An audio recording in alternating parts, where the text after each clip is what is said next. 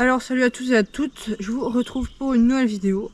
On est dans la nature cette fois pour voir ensemble comment bien faire du VTT et surtout en toute sécurité. On va voir quelles sont les techniques de base pour débuter et progresser en VTT. On part du principe que vous avez un vélo adapté à votre pratique et avec les bons réglages, ce qui est le plus important pour limiter le risque de chute et de blessure bien sûr. Alors premièrement, la base c'est l'attitude sur le vélo. Il faut être le plus détendu possible, relâcher les bras et les jambes, ne pas être crispé. Il faut pas non plus agripper trop fort le guidon, sinon on va mal se diriger. Surtout si en étant trop crispé, on risque de se faire mal au dos, aux bras et aux mains, parce que ça secoue le VTT.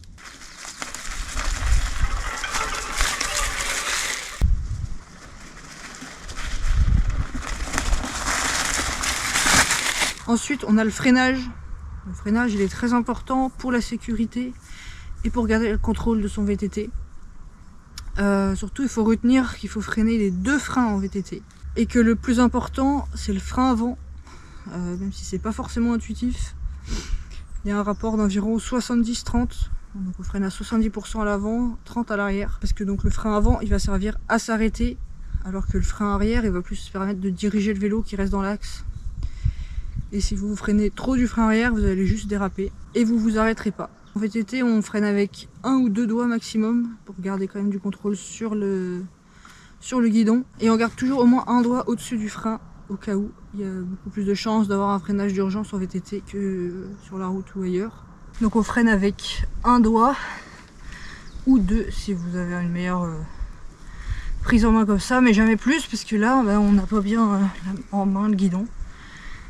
Et avec un obstacle, on peut hop là, échapper le guidon. Ensuite, en troisième point, ça paraît logique, mais il faut bien gérer ses vitesses et adapter son braquet en fonction du terrain. Plus ça monte, plus on utilise les grands pignons, plus c'est facile, ou en descente, plus on utilise les petits pignons. Vous avez un triple plateau à l'avant, voire un double, surtout on ne croise pas. C'est-à-dire qu'on ne met pas le petit plateau avec le petit pignon, la chaîne elle va être comme ça, ou inversement dans l'autre sens. Ça à éviter au maximum, c'est même normalement il ne faut pas le faire du tout. Ça abîme la chaîne, parce que du coup ça va entraîner une usure plus rapide et un risque de casse de chaîne. Les vitesses, c'est les petites gâchettes. Moi je suis en monoplateau donc j'ai que à l'arrière. Voilà, changer avec les gâchettes. Ensuite, pour éviter le risque de chute, il faut se lever de la selle dans les descentes et prendre appui uniquement sur les mains et les pieds. Et il faut mettre les pédales à plat, c'est-à-dire les deux au même niveau, pas une jambe plus haute que l'autre. Ça va vous permettre de contrôler le vélo et de choisir les trajectoires plutôt que subir le vélo en étant assis dessus.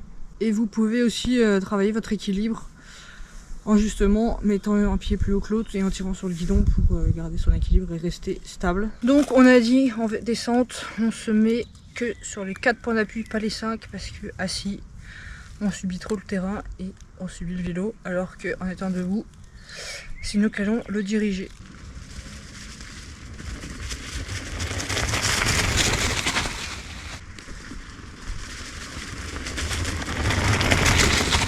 Ensuite, on a l'équilibre et le regard qui vont vous permettre de mieux rouler en VTT, même en vélo tout simplement.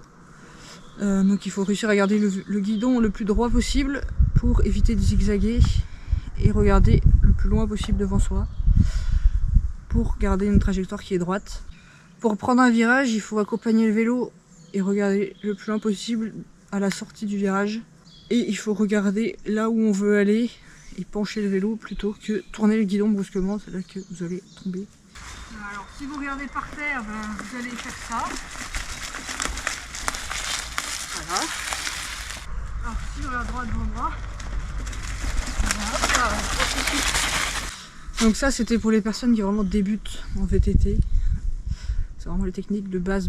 Et ensuite on a pour les personnes qui ont un niveau un peu plus élevé. Donc en descente, donc on a dit il faut être sur les 4 appuis, les mains, les pieds. Et mettre les fesses au-dessus de la roue arrière pratiquement. Donc vraiment se pencher en arrière. Ça permet de limiter le risque de faire un soleil. Et surtout de déplacer le centre de gravité pour mieux passer les obstacles en dévers. Le mieux c'est de baisser sa selle pour faciliter le passage au-dessus de la roue arrière. Bon après c'est plus facile quand on a une selle télescopique, voilà. On n'a pas tous les moyens d'avoir une selle télescopique. Puis ça évite aussi de se cogner dans la selle quand on passe au-dessus de la roue ou quand il y a des bosses sur le terrain. Juste là, on a un beau petit dévers. On va aller mettre les fesses au-dessus de la roue.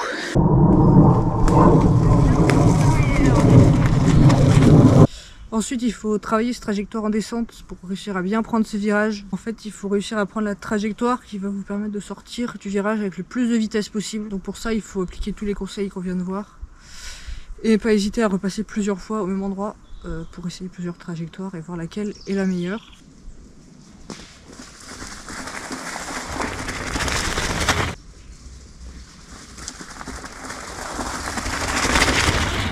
Voilà, on teste les virages. Là, pour le coup, l'extérieur, c'était beaucoup mieux que l'intérieur. Après, évidemment, si vous êtes en petite promenade, vous n'allez pas repasser 50 fois sur les virages. Hein. C'est plus si vous faites peut-être de la compète ou vous essayez de faire un chrono sur un parcours, quelque chose comme ça. Et ensuite, il faut réussir à franchir des obstacles, ou sinon ça s'appelle le bunny up. Là, moi-même, je sais pas bien le faire, voire pas du tout. Il faut réussir à sauter par-dessus un obstacle en levant ses roues, afin d'éviter de passer vraiment dessus et potentiellement abîmer ses roues, voire ses suspensions. Ou même tout simplement de tomber parce qu'on rate le passage. Pareil, c'est un exercice qui va se travailler et qu'il faut répéter plein de fois pour maîtriser. Et comme je vous dis, moi-même, j'arrive pas à le faire. J'arrive que à lever la roue avant, pas à passer à l'arrière. Hop, ça tombe bien. J'ai une branche qui est en plein milieu du passage. Je vais essayer de vous montrer comment on le franchit. Bon, là, il est vraiment tout petit. On va essayer de faire le bunny up. C'est pas sûr que j'y arrive parce que je sais pas lever la roue arrière. Hein.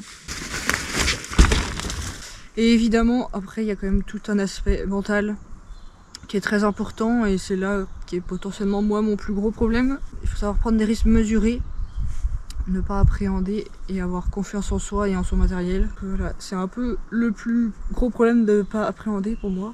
Toujours après cette fameuse chute, pareil, ça se travaille en répétant les gestes et en passant plusieurs fois au-dessus des obstacles et en faisant des de plus en plus difficiles. On finit par y arriver. J'espère que ces conseils vous auront aidé à progresser en VTT ou peut-être même à vous lancer si vous hésitiez encore. Donc moi je vous donne rendez-vous pour une prochaine vidéo. En tout cas j'espère que cette vidéo vous aura plu. N'hésitez pas à liker, partager et à commenter et surtout à vous abonner. Et moi je vous dis à la prochaine pour une nouvelle vidéo. Ciao!